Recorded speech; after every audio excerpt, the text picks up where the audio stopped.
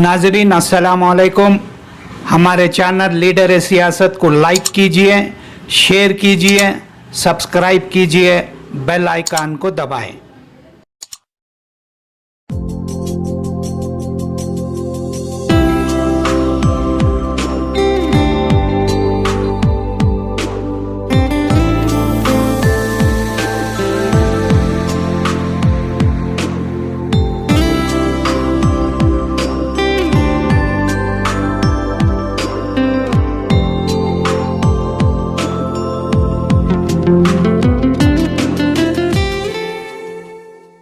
नाजरीन अस्सलाम वालेकुम रहमतुल्लाहि व बरकातहू। आज आइए हम आपको शहर की एक मौज़ी शख्सियत जो Bengaluru fruit commission agent association के साबिक सदर जनाब अयाज पाशा साहब से आपकी मुलाकात कराएंगे।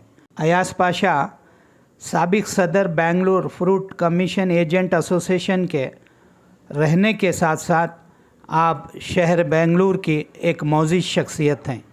आप बड़ा ही असर व रसूख भी रखते हैं। आप बड़े मेहनत कश और बड़े ही दूर अंदेश संजीदा मिजाज शख्सियत हैं। आपने इस इदारे में रहकर बहुत सारे कारनामे अंजाम दिए हैं। जनाब अयाज ने बताया कि फ्रूट मर्चेंट एसोसिएशन के बहुत सारे मसाइल हैं जिसको हुकूमत के सामने रख कर हमें कामयाब करना है। चलिए हम जनाब अयाज पाशा से पूछते हैं कि इनका इदारा कौन कौन से काम कर रहा है, किस मद में काम कर रहा है, हमें यह जानने की कोशिश करेंगे। जनाब अयाज पाशा हाल ही में 2020 के इलेक्शन में रुकनियत भी हासिल की है। वो आज ये रुकन इस इदारे में काम कर रहे हैं।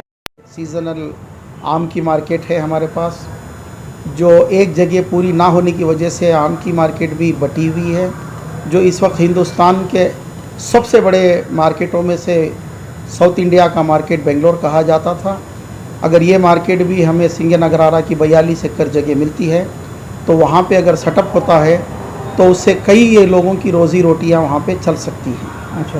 अच्छा, जो फ्रूट आपको आता सो बता, यहाँ से कहाँ जाता है? यहाँ से लोकल कंजम्पशन है, Bangalore city, surroundings neighbour state हैं, जैसे कि कर्नाटक के हर जगह के डिस्ट्रिक्ट में, सूबों में हर जगह जाता है। मेन हमारी कंजम्पशन है केरला, तमिलनाडु, आंध्र प्रदेश और मैंगलोर, इस साइड के सारे हिस्सों में हमारा माल यहाँ से जाता है। और आम एक ऐसी चीज़ है जो फ्रूट किंग कहलाता है। ये पूरे हिंदुस्तान के शहरों में जाता है, बल्कि यहाँ से विदेशी मुल्कों में भी हमारा आम जाने लगा है। अच्छा, कितने मंडियाँ हैं इस वक्त हमारे? इस वक्त हमारे पास जो अवेलेबल जो अलॉटमेंट हुई है मंडियों की वो तकरीबन 180 दुकानें हैं, लेकिन इसके कारोबारी करने वाले तकरीबन 500 हैं। अच्छा, हाँ। जो और इंतज़ार में बैठे हैं कि और भी दुकानें अलॉटमेंट किसी तरफ से होएंगी या नेक्स्ट एक्सपेंशन जो आने वाला है फेज़ 2 उसमें मिलने से वेजिटेबल, बनाना और आम की मार्केट जब यहाँ पे आएगी तो एक आलीशान हमारा बेंगलोर का जो मार्केट है साउथ इंडिया के लिए वो बहुत कामयाब मार्केट बनने की उम्मीद है।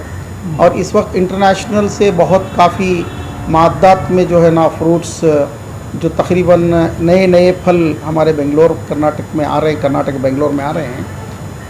ये जो फल आने की वजह से कुछ हमारी हिंदुस्तानी फलों के ऊपर भी असर पड़ा हुआ है, क्योंकि वो सारी चीज़ें मेन टाइम हमारी जो क्रॉप आती है उसी वक्त जब उसके आ जाने से हमारे किसान भाइयों को, ग्रोवर्स को ये नुकसान पहुंचा रहा है।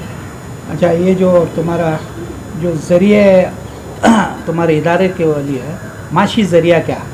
माशी ज़रिया हम जो मेंबरान हैं आपस में हमारा सब्सक्रिप्शन देते हैं और जो कुछ हमारे पास प्रोडक्ट आता है हम उसका डोनेशन इकट्ठा करते हैं। इकट्ठा करने के बाद हमारी जो इस वक्त की जो अंजुमन है, जो एसोसिएशन है, 50 साल पुरानी है। अब इस वक्त 50 साल के बाद हमें APMC से जगह भी अलाट की गई हुई है। तो इससे पहले की जो कमेटी थी उनकी भी काफ़ी जद्दोजहद के बाद एक अच्छी 3 मंजिला इमारत अभी तैयार हो रही है, जो अभी हाल ही में हम लोग उसी जगह तो उसी जगह पर तो उसका जो है इनाग्रेशन करेंगे। अगर हो सके तो हम चीफ मिनिस्टर को या कोई हमारे कंसर्न्ड डिपार्टमेंट के मिनिस्टर को या एमएलए को लाकर उसका इनाग्रेशन करेंगे। और उसके साथ इसी इदारे के साथ साथ हम लोग, हमारे वर्कर्स हैं, ट्रेडर्स हैं, इन लोगों की हर तरह की सुविधा, सेफ्टी, सिक्योरिटी, ये हम लोग करने का मादा इस वक्त नई कमेटी ने उठाए हैं। इंशाल्लाह इसके ऊपर कार्रवाई चालू है। अच्छा, जो व्यापारी कमीशन जो देते हैं वो कमीशन आपको जाता या आपके इदारे को जाता या गवर्नमेंट को जाता? नहीं, गवर्नमेंट की तरफ से तो हमें एक सेस फिक्स किया गया है जिसको APMC सेस कहते हैं। उसको सेस को अब ये हटा के यूज़र फीस के नाम से किया गया था। लेकिन हाल ही में APMC की जो कर्नाटक की जो एक्ट जो चेंज किए गए, जैसे कि सेंट्रल एक्ट चेंज किए गए, जो एक चेंज करने के बाद हम ट्रेडर्स के ऊपर वो काफ़ी अफेक्ट होने लगा। हमें लिए बहुत परेशानी का आलम आ गया, क्योंकि बाज़ार के अंदर रहने वाले के लिए टैक्स, और जो बिना टैक्स दिए वो किसी भी बाज़ार के बाहर में अपना प्रोडक्ट ये बेच सकते हैं बोलकर इन्होंने जो क़ानून लाए, ये क़ानून बेहद बिल्कुल गलत क़ानून है। ये सिर्फ ट्रेडर्स के लिए ही नुकसान नहीं बल्कि ये फार्मर्स के लिए भी नुकसान है। जिस तरह से इस वक्त जो सेंट्रल गवर्नमेंट के जो एक्ट 3 अमेंडमेंट एक्ट फार्मर के ऊपर लाए गए हैं, ये कहीं इस फार्मर को ही इसकी बात की तकलीफ़ नहीं है, इसके साथ हम भी जुड़े हैं और जुड़े होना चाहिए था। हम लोग इकट्ठे होकर कर्नाटक से हमें उनका पूरा साथ देना चाहिए था, जो इस वक्त हमें पूरी तरीके से नहीं दे सके। आगे जाके हम देने की उनको पूरी कोशिश करेंगे। और भी मैं अपने किसान भाइयों से, जो फार्मर्स हैं किसी भी तरीके के, इनसे मैं गुजारिश करता हूं, या इसके साथ जुड़े हुए ट्रेडर्स, आज ये प्रॉब्लम किसान की है लेकिन कल ट्रेडर्स की आएगी। जब ये ट्रेडर्स की आएगी उसके बाद हमारे से माल ले जाके फ़रोख्त करने वाले गरीब की आएगी। हम गरीबों के साथ जुड़े हुए हैं, गरीब हैं तो हम हैं तो गरीब हैं। इसकी वजह से मैं आम ये तिजारत करने वालों से गुजारिश करता हूँ, जब भी फार्मर के ऊपर कोई प्रॉब्लम खड़ी हो उस वक्त अपने पूरे जोश व होश को संभालते हुए उनका साथ दें, वरना आने वाली फूड सिक्योरिटी बिल के तहत हर आदमी जो साइकिल पे, ठेले पे, छोटी दुकानें रखकर जो दुकानें बैठे हुए हैं, ये बंद होने में भी देरी नहीं हो सकती है। इसलिए आप हर अपने दुकानों को इंटरनेशनल स्टैंडर्ड्स से संभालने की कोशिश करें। फूड सिक्योरिटी एक्ट के तहत जो कानून है उसको मालूम करें। उसी तरीके से हमारी फल सब्जियां एक कंपटीशन की तरह लेकर आएँ ताकि हमारी तिजारत ये चलती रहेगी। अगर ये नहीं चलेगी तिजारत तो कई लोग इसके अंदर घर बैठ जाएंगे। बड़ी बड़ी जो मॉल हैं, जो बड़े बड़े स्टोर जो अब आ रहे हैं, ये लोग आप लोगों को भूखे देखने के लिए तैयार बैठे हैं। अच्छा, ये जो तुम्हारा एसोसिएशन है, इस एसोसिएशन के ओहदेदार कौन कौन हैं? इस एसोसिएशन में सिर्फ इस वक्त हम 15 आदमियों की कमेटी बनती है, जिसमें से हमारे सैयद मतीन आगा साहब सदर जो पहले से थे, इस वक्त भी हमने उन्हीं को प्रपोज़ किया, सदारत में दी। और पिछले कई दिनों से सिद्धा रेड्डी जो सेक्रेटरी थे उनको तब्दीली लाए और रघुनाथ को हमने इस बार मौका दिया। इसके सदर के जो एक है ना, N Mohammad Ali and company के मालिक मुबारक पाशा साहब को जो जॉइंट सेक्रेटरी बनाए हुए हैं, और एक VS अकरम एंड कंपनी, तो उनके एक भाई जो है ना आज़म पाशा, वो ट्रेजरर के हैसियत से इस वक्त हमारे इदारे में हम लोग हैं। अच्छा, ये आपका जो एसोसिएशन है ये बेंगलुरु की हद तक है या पूरे रियासत के व्यापारियों को इसमें मिला लिया? एसोसिएशन तो सिर्फ हमारे बेंगलोर के हद तक है, लेकिन ये एसोसिएशन का ताउन और ये हम एसोसिएशन की एसोसिएट्स पूरे कर्नाटक के साथ जुड़ी है। क्या उनको क्या फ़ायदा है इस एसोसिएशन? तो जो भी हमारा जो नए स्कीम्स आते हैं या जो कोई भी गवर्नमेंट रेगुलेशन आती है या जो नए कानून लाते हैं, वो हम सारे कर्नाटक के ट्रेडर्स तक उसको पहुंचाने की कोशिश करते हैं। और जो नया प्रोडक्ट आता है वो भी हमें वहाँ तक उन तक पहुँचाते हैं ताकि वो लोग भी यहाँ बेंगलोर आएँ और तिजारत को करें, खुद भी आगे बढ़ें और हमारे मार्केट को भी उसके अंदर जो है ना इम्प्रूवमेंट कराएं। अयाज भाई, इस वक्त पूरे हिंदुस्तान में किसान मुखालिफ बिल का एक सिलसिला चल रहा है। तकरीबन 45 डेज से वो धरने पर बैठे हैं दिल्ली में, और कई लोगों की भी उसमें मौत हो गई है धरने के दौरान। ये बिल के ताल्लुक से आपके ख्यालात क्या हैं? ये जो बिल, तीनों बिल लाए गए हैं, ये सरासर ये अपना फंडामेंटल राइट्स जिसको होता है, जो किसान का हक है, वो ये किसान का हक, ये उनकी पैदावार की हुई अनाज या फल सब्जियां ये देश के हर नागरिक तक को पहुंचाते हैं।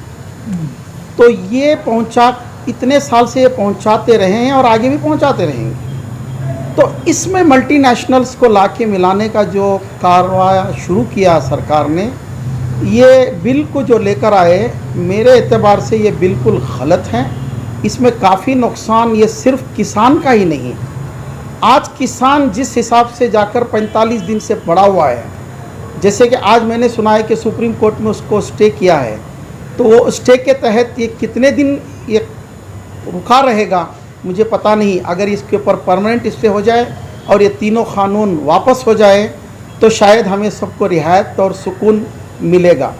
अगर या नहीं इसके अंदर कोई भी तब्दीली आएगी या किसान को इसी तरह पीछे जाना पड़ेगा, तो उसके साथ नेक्स्ट आने वाला जो है वो ट्रेडर्स है, मंडी मर्चेंट हैं, हमारे से ले जाकर बेचने वाला गरीब है।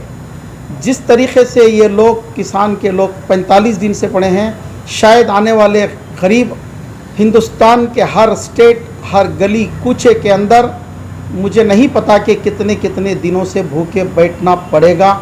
इसके लिए मैं ये गुजारिश करता हूँ कि सेंट्रल गवर्नमेंट से और स्टेट गवर्नमेंट से इस कानून को हटाया जाए, गरीबों को जिलाने की और गरीबों को मदद पहुँचाने की पूरी कोशिश करें, क्योंकि गरीबों से जुड़ा हुआ सरकार है, सरकार है तो गरीब हैं, गरीब हैं तो सरकार है। यही मेरी सरकार से अपील है, मेरी गुजारिश है कि इन लोगों पर रहम करें, इससे ज़्यादा किसी किस्म की जुल्म ना हो। अच्छा अयाज पाशा साहब, ये बताइए, रियासत कर्नाटक में कितने फ्रूट मर्चेंट के दुकान?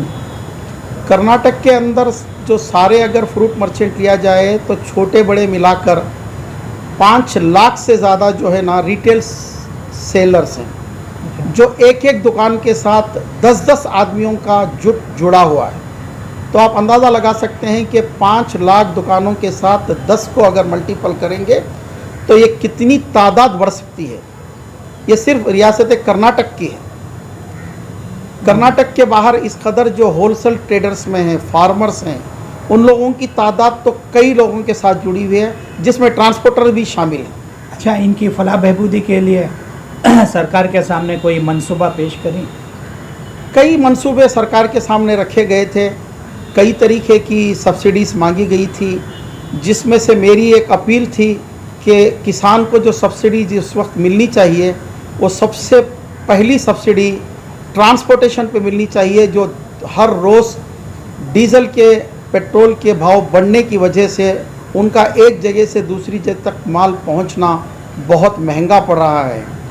आज एक ट्रक एप्पल कश्मीर से लेकर बेंगलोर को आने की जितनी उसको ट्रांसपोर्टेशन चार्ज लगती है, इससे कई कम रेट में एक अमेरिका से कंटेनर हमारे बेंगलोर में एसी कंटेनर पहुंचा रहा है। जब अमेरिका से लेकर हमारे पास कंटेनर उस कम भाव में पहुंच सकता है, तो हमारे अपने किसान का माल उसकी जगह से लेकर मंडी तक सस्ते भाव में अगर उसको आना है तो उसको ट्रांसपोर्टेशन में सब्सिडी दी जाए, उसकी पैकिंग मटेरियल पर सब्सिडी दिया जाए।